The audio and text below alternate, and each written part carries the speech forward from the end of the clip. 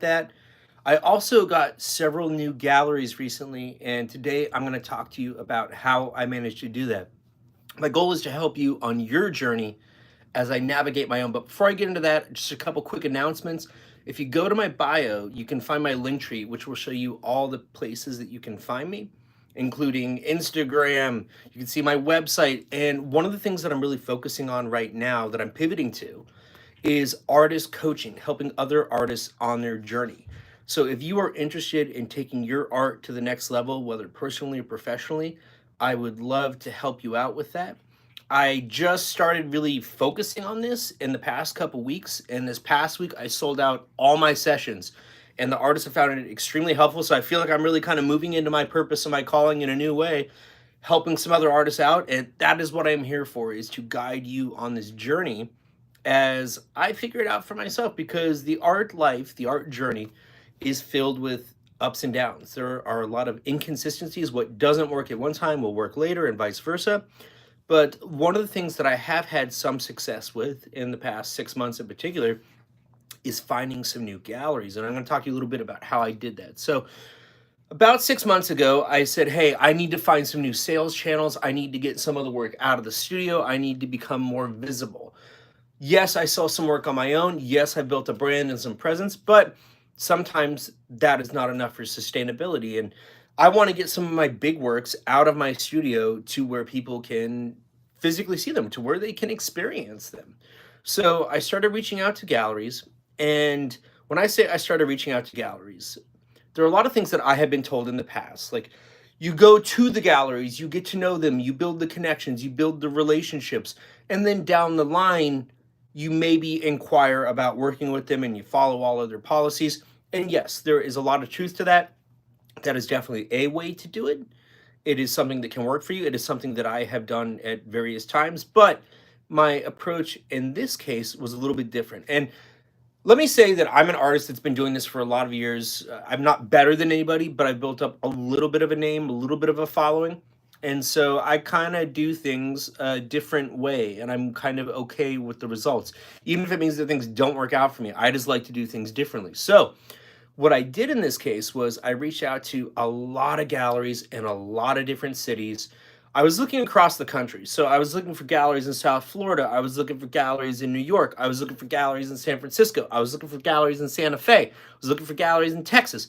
I wanted to really kind of tap into a lot of the bigger markets for artists. So I did my research. So easy these days with Google. Got back in the early 2000s or the 90s, it was so hard to do this stuff because you actually had to know about stuff. So I researched, tried to find the galleries that I felt like were in alignment with what I do. And I was looking for galleries that showed work where I thought I could kind of fit, but would also be a little bit different. I didn't want to fit in so much that everything looked like mine, but you also want to feel like you could actually, in some way, tie to the gallery, because the gallery needs to be able to promote and market you. And if your work is so different, a lot of times, especially these days, they may not take you on because they just don't know how to market you. They may feel like you don't jive with their target audience.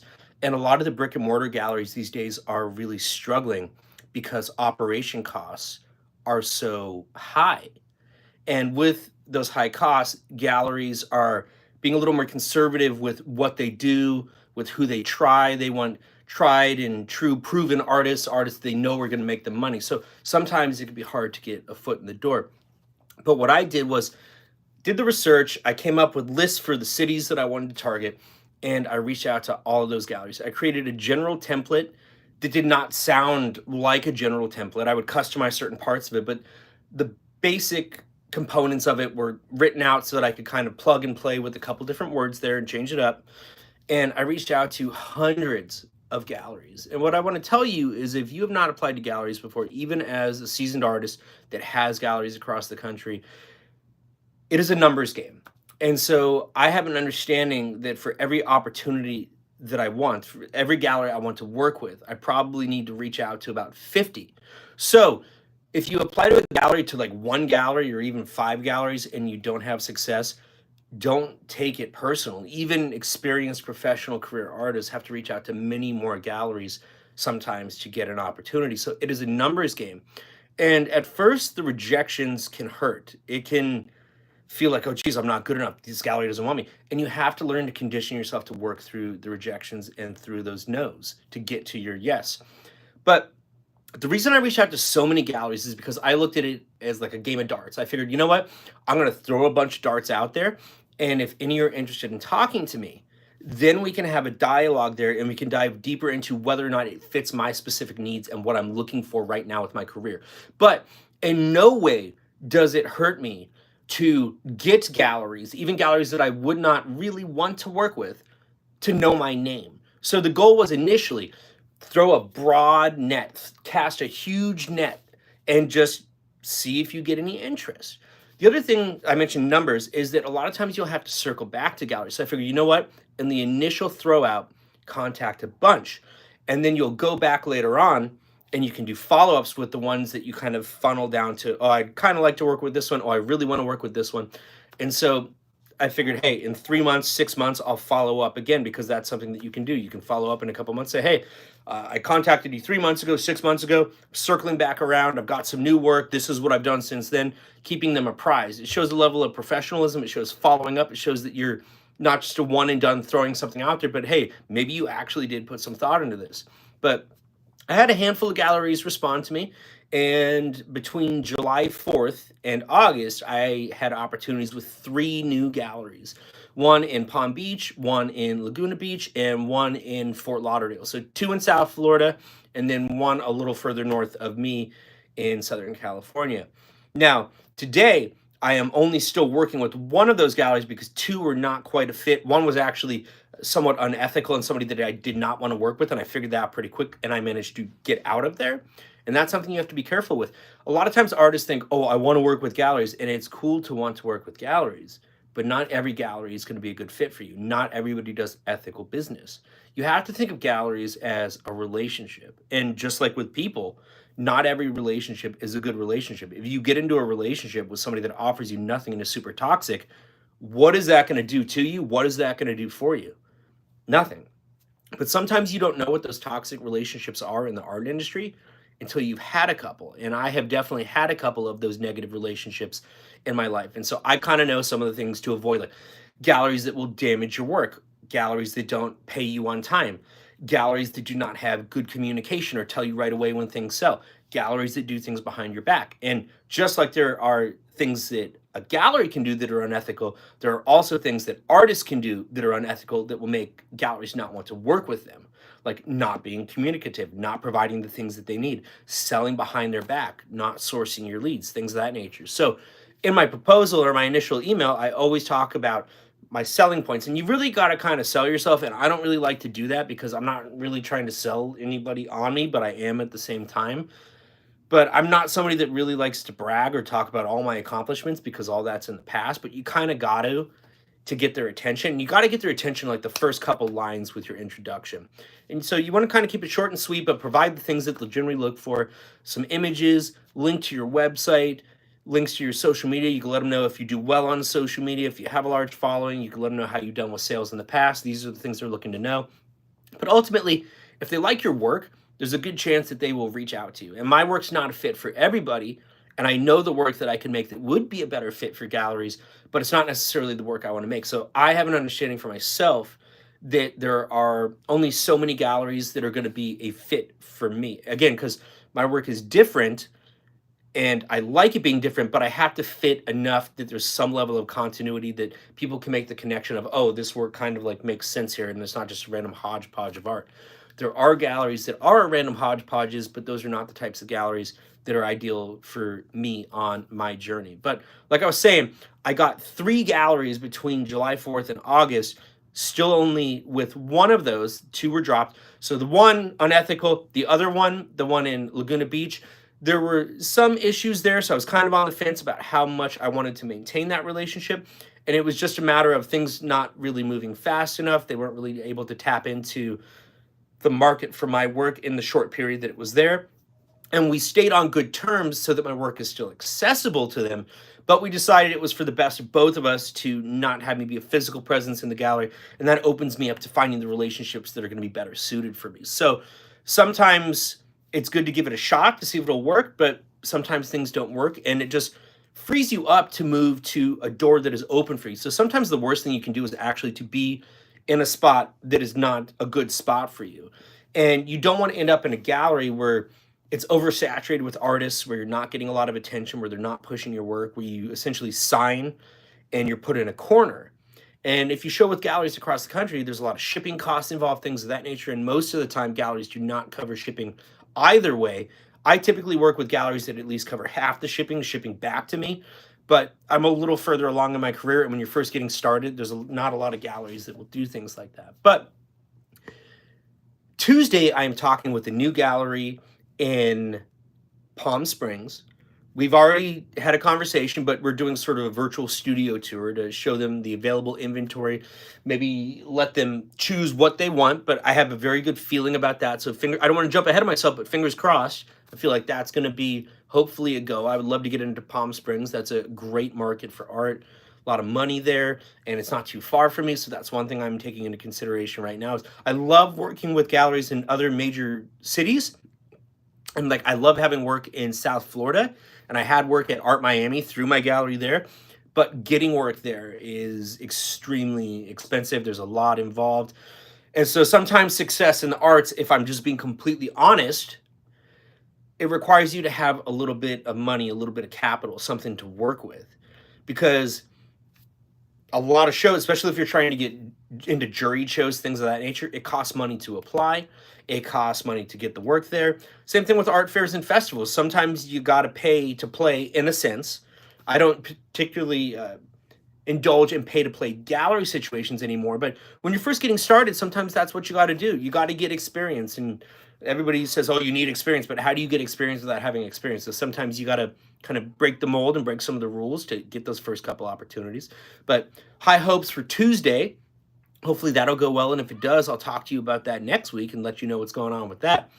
But the conversation has been about what they're trying to do, what they're looking for. And a lot of galleries these days, like I said, are having to crack down on how they do things. They are looking for maybe smaller works because they're looking for price points that will sell right now. And the art market seems to be kind of down in terms of what people are paying.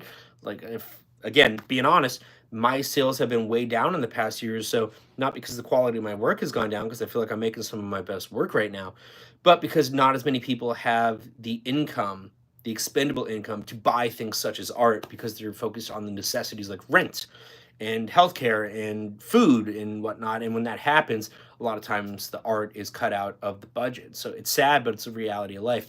Now, this is kind of a cool story. So this does not typically happen, but I got a new gallery this week in New York. And the way that it happened was, this never happens. This has never happened to me before. I've always said for a long time that I post on Facebook groups, but I don't expect much from it. It's kind of just a, hey, I'm going to show more people my work. But somebody contacted me on Messenger and said, hey, I run a gallery in New York. I saw your work in this Facebook group, and I want to know if you want to show with the gallery. And right away, I was thinking, there's no way that this is legitimate. Hold on, I want to read something real quick.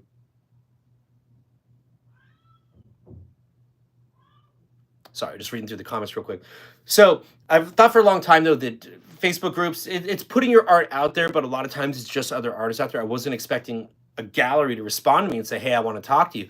But I was thinking, this probably isn't legit, but the message was well crafted. It was personalized. I could tell that it wasn't a scam or spam, which there is so much of these days. You post in those groups, that is the quickest way to get flooded with nonsense messages about, hey, I would like to buy your art as an NFT. Are you willing to sell your art? Please DM me. But I could tell that this wasn't that.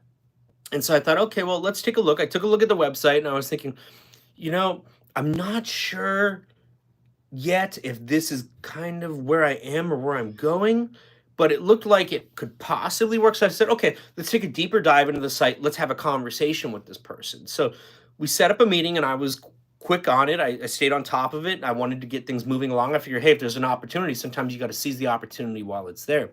So we set up a meeting within like a day. We talked, and I was thinking, okay, this seems like somebody from the conversation that I jive with in terms of what our goals are, what I want to do. And the situation was such that they were an online gallery that just moved into the phase of being a brick and mortar gallery. So going from being strictly online to having a physical location. And the gallery's in Troy, New York. It's called Two Selves Gallery. And sorry, my cats are out there fighting naturally because that's what happens when I'm trying to do live feeds. But it's called Two Selves Gallery. And it's in Troy, New York, upstate New York. And they were looking for some smaller works to get started because I don't have the capital right now to send work across the country, big work across the country. When I sent work to South Florida for that gallery, I sent some big pieces and it was several $1,000s. I don't have that to work with right now. So I thought, okay, well, what can we do to get to him right now to just get the ball rolling so we can establish and cultivate this relationship? And they do a lot of prints. So I sent a couple of prints. And I also sent a couple small canvases in the 11.5 by 11.5 inch range, pieces that I could fit into a flat rate box. Because I figured, hey, $20 for a box, I can send 2-3 boxes, at least get a couple pieces there so we can get started. I can get on the website, I can get onboarded, I can promote. And then later on when I have a solo show, hopefully we'll have some momentum by then, and then I can send out some bigger work. So the guy first reached out to me last Sunday, and here we are on Sunday. And my work arrived there, I think, yesterday. It was already up in the gallery on the wall. So from Sunday to Saturday, already on the wall in New York. This does not happen a lot. This was an anomaly. It is not a typical situation. But what it does show is that you never really know where the opportunities are going to come from. And so you never want to neglect anything because in the arts, it is so unpredictable. I do so many different things and I stick with a lot of things that seem like they're not working because sometimes things just don't work until they do work. But you never know where that one person is going to be that will find you, that will give you that opportunity. So you keep putting yourself out there, keep sharing your work, keep taking chances, keep throwing those darts at the dartboard. And like I said, I initially cast a really wide net. I have since backed off. I'm focusing more on just doing things on my own. And when I backed off of contacting the galleries, I actually noticed more people coming towards me. So it's like I did all the work. Now I'm going to back off, focus on doing things on my own. And I've had more galleries start to come to me. And now that they're coming to me, it puts me in the driver's seat. It allows me to really control the cards and kind of be in a better position for bargaining. So there was a benefit to me being aggressive and contacting a lot of galleries. And now there's a benefit to me kind of sitting back. So there's no one way to do it. There's no right way to do it. You just have to find the way that works for you. I'm reading the comments real quick.